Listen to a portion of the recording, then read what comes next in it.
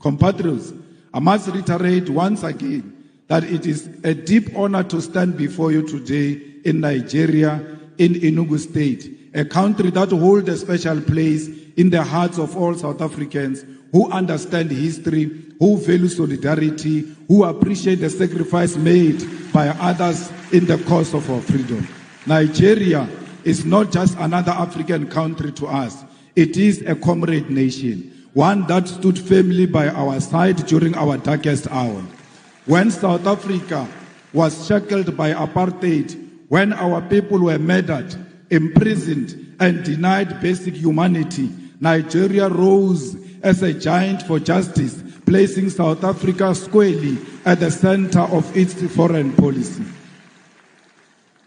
Former President Murtala Mohammed famously declared that Africa had come of age, that the continent will no longer tolerate interference from outside powers, and this still rings true today.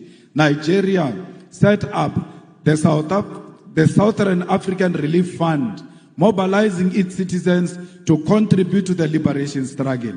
Even as it faced its own challenges at home, these initiatives raised millions of dollars to support the liberation of South Africa.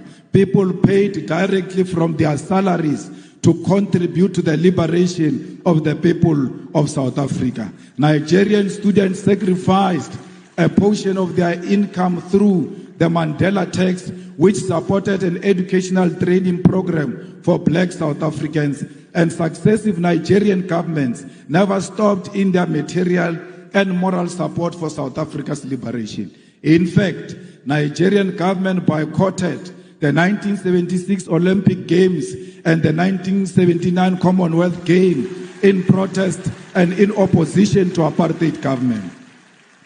We cannot forget all those who stood by us during difficult times. Nor can we forget that when Nelson Mandela was released from prison in 1990, one of his earliest international visits was to Lagos and Abuja to personally thank the Nigerian people. This gesture are foundation of a bond sealed in blood and sacrifice. However, this history must not remain in the past. This bond between South Africa and Nigeria must be carried forward into the present, not just in political sentiment, but in concrete economic collaboration. Both our nations stand as giants of the continent.